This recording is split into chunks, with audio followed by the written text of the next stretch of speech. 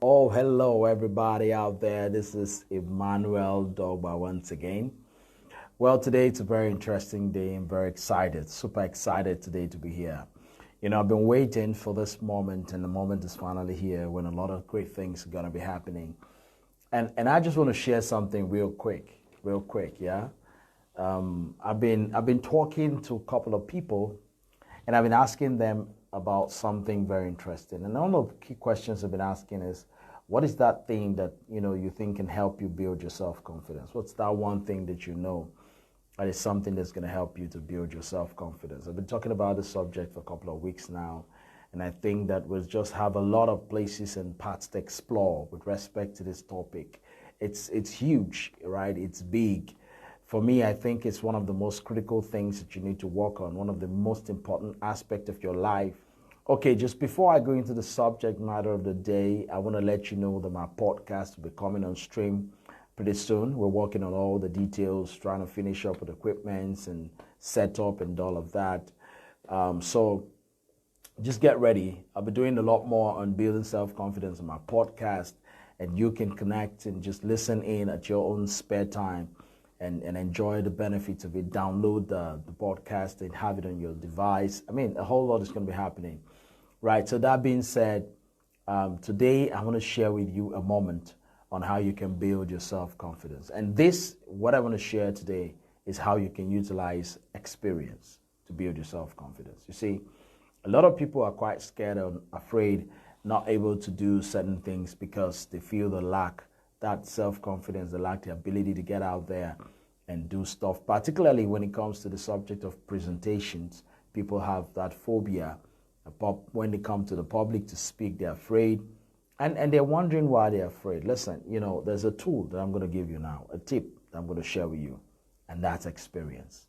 Now, how do you utilize experience to build your self-confidence? Pretty simple. Whatever you have done before, your mind has a way of recording the fact that capacity has been built in that area.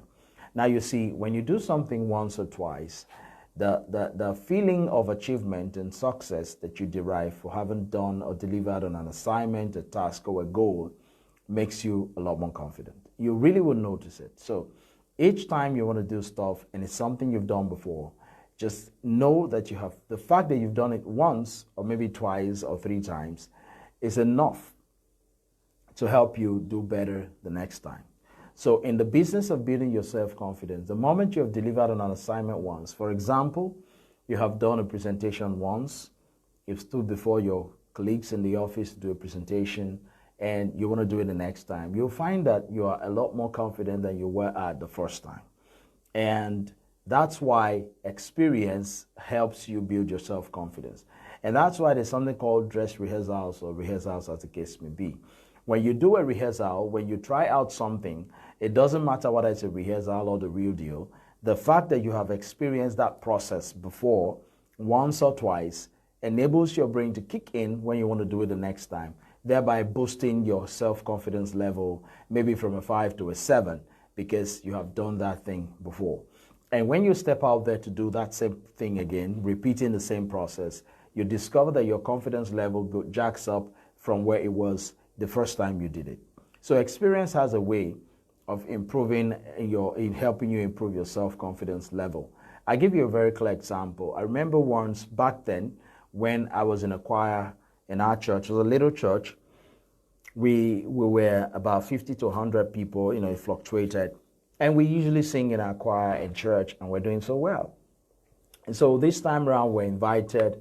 For some reason, I think one of the senior pastors came around and invited us, saw our performance and was thrilled and invited us to the convention. And when we got to the convention, it was a large crowd, huge, massive crowd, I dare say. There were lots of people in the hundreds, in the thousands, and we were taken aback when we saw the crowd. We were scared. And so we mounted the podium. It was our turn to sing. The keyboardist gave us a cue, and we tried to get into the music, and we're singing. Trust me, guys, we're just mixing everything up. We goofed. I just want to use the word straight up. We goofed. We goofed. Look, it's not funny, but, my people say that, it's something that's bad that makes you laugh, so to say. And when we got in on that presentation that day, we tried to sing, but we really didn't do a good job at it. And so what happened? What really happened was we were afraid, we were scared, we lacked self-confidence. Combined, all of us, we had a self-confidence problem. The only guy that had a great confidence was our choir master, but he couldn't pass it on to us. And so we managed to finish, we struggled through to finish, and we came off the stage, went backstage, went out of the church, started blaming ourselves and all of that. But hey, the choir master said, okay, guys, you know what? We messed up, no doubt. We got to get better at this. We might have another invitation, but not here. So we went back and prepared and rehearsed and did everything and went back to our local church. We're doing our thing. And somewhere along the line, another invitation came, this time somewhere else. And this time we said to ourselves, guys, you know what? We messed up the first time. We're not going to repeat that again. Now, because we have had that experience before, we knew how best not to make the same mistake again. So we built our self-confidence. We got a keyboardist and explained our dilemma the first time to him. And the keyboardist said, oh, you know what? I'm going to fill in the blanks wherever you have some challenges, but just go out there and do your thing. So we went out there this time to a new stage, large crowd as well, and we performed. And we said to ourselves, we're just going to perform like we're in our local church because this is still the church. Take it or leave it, it's a church. The numbers may have multiplied, but hey, we're here to sing. And singing, we just come, we just do. And so we sang the song. The guy filled up a lot of places, you know. And at the end of the day, the performance was outstanding, far better than it was before. Now, what made the difference? It wasn't that the song changed or that the environment changed or that the stage changed or that the sound of the keyboard changed. None of those changed. The only difference that we had was the fact that we had done it before. So experience was critical. Experience kicked in and we're able to perform better. The fact that we messed up the first time was not reason enough for us to mess up the second time, but it was reason enough for us to do better the second time because we have had that experience once. So what I'm telling you here right now is this.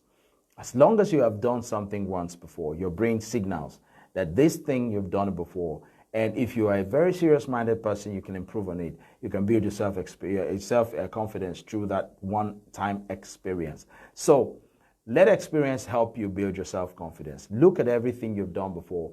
And when you want to repeat it, tell yourself, you know what, I've done this thing before. Even when you made a mistake before, say, you know what, I knew where the mistake came from, and I'm going to guard against that mistake. I'm going to do it better this time. And your self-confidence will kick in, and then it will move from maybe a 5 to a 7 to an 8 to a 9, whatever numbers you want to give to it. But just know one thing for certain. As you keep doing something over and over, you become more confident at it. That's the truth. You know, the first time I did a video, I checked the video, I wasn't that good. I did it the second time, it was better than before. I got more confident in doing the videos. Right now, you can wake me up from sleep any minute, and I'm going to do a video. I'm going to do a video. I'm going to do it so good, so good, so well, because I have done it over and over and over again. That's how my self-confidence grew. And I'm sharing that tip with you today. You can utilize it, and it will help you grow.